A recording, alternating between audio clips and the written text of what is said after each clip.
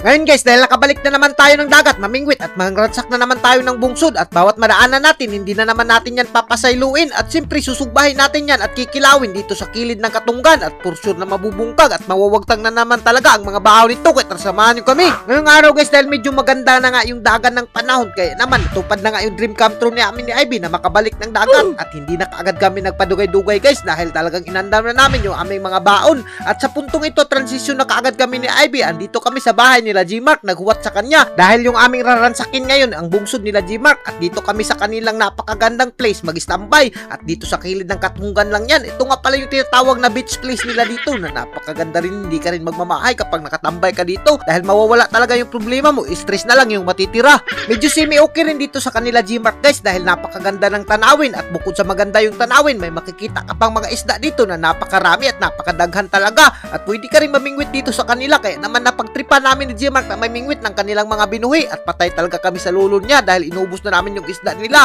pero napakasarap din naman yung isda nila dito at talagang binahugan nila at medyo matataba pa kaya naman hindi na kami nagpadugay-dugay, bibingwitin na namin yan dahil kikilawin namin yung iba at yung iba naman isusugbahin at as you can see naman guys talagang hindi na namin pinasaylo yung mga labungan dito na napakasarap naman talaga pero sa puntong ito guys hindi pa talaga kami nakontento na mamingwit dahil baka maubos namin yung mga binuhi nila na isda kaya naman sabi ng lulo ni G-Mark dito pupunta na lang kami sa bungsod nila at mangunguha kami at hindi namin papasayluin bawat sumod sa kanilang mga bungsod. Actually guys medyo dool-dool lang talaga to pero binaruto namin dahil sobrang lawom talaga at baka malumos kami at sa puntong ito nagpasama nga pala kami sa lulo ni G-Mark dito na lulo sa lula ni Ivy at kayo na lang umintindi kung ano yung mga pinagsasabi ko basta ang ibig sabihin nun parinti sila ni Ivy at lulo yan ni Imak. Ang isa talaga sa pinaka nagagandahan ako dito sa bungsod guys dahil sudbad na talaga yung mga panudaanan nyo dahil yung mga isda ay nagpapakita na kaagad at nabubugok sila dito at napakarami naman talaga ng isda kapag nakuha mo pero kapag inabutan ka naman ng dimalas dito sa bungsod ay nako talagang mga sagbot na lang yung makukuha mo. Buti na lang hindi kami inabutan ng sagbot at napakagaling rin naman ni tatay manguha ng mga isda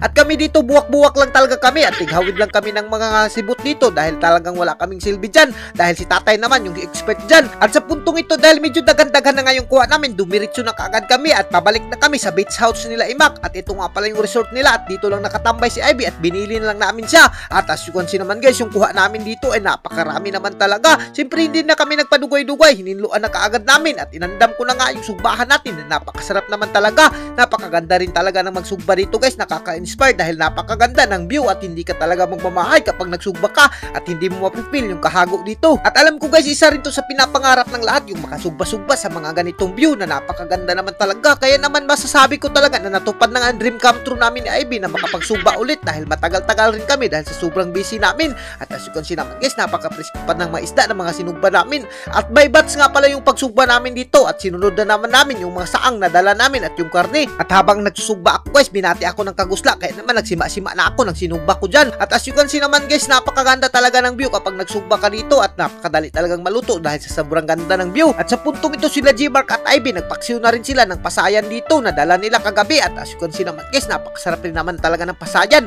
At ito nga pala yung sinugba ko, ito yung last batch ng ating isda na isusugba. At habang si Ivy guys ay sobrang nalilingaw siya at nag-sightseeing sa mga isda. At sa puntong ito minadali ko na kaagad yung kinilaw natin at kinumot-kumot ko na at tinimplahan ko na ng konting labas dyan para mas maging malasa at maging masarap yung ating kinilaw. At medyo nakakamiss lang talaga yung mga ganito, yung binungkagay ng bahaw dito sa kilid ng dagat dahil matagal-tagal rin talaga kami hindi nakabalik dito sa dagat. Kaya naman hindi talaga namin to papasayluin yung aming mga pagkaon na sobrang daghan talaga at maglilibog ka kung ano yung kakainin mo. At ang isa talaga sa pinakaganahan ko dito guys no, dahil dito ka sa dagat kakain at sino ba namang hindi mapapasarap kapag dito ka sa dagat kumain, mas masarap pa to kay Maris Racal. At sa sobrang sarap nga nito guys, mapapasabik ka na lang na touch my body then smoke and pagkatapos kumain. At sa puntong ito, speaking of masarap, talagang nasasarapan si Ivy sa pagkain niya. Biruin mo, matagal-tagal rin si Ivy hindi nakabalik ng dagat at hindi ko na siya sinasama dahil napakalakas talaga ng ulan. Maraming salamat nga pala talaga kay G-Mark dahil dinala niya kami dito sa kanilang beach house na napakaganda naman talaga at bukod sa maganda, napakasarap pa na mga pagkain at sobrang sariwa at sobrang presko pa. Naku, naalala ko na naman tuloy nung halos araw-araw kami pumupunta ni Ivy ng dagat nung hindi pa kami busy. Pero ngayon dahil busy na tayo, bihira na lang tayo makapunta ng dagat. Pero huwag kayong mag-alala guys dahil ipapakita pa rin namin sa inyo kung gaano kaganda at gaano kasarap yung aming mapagkain dito sa dagat namin. At alam nyo ba guys, pinubri lang talaga tong pagkain namin pero naku, sa pinubri na to, hindi mo talaga malilimutan yung mga ganitong experience at masusulbad na talaga yung paniudto mo.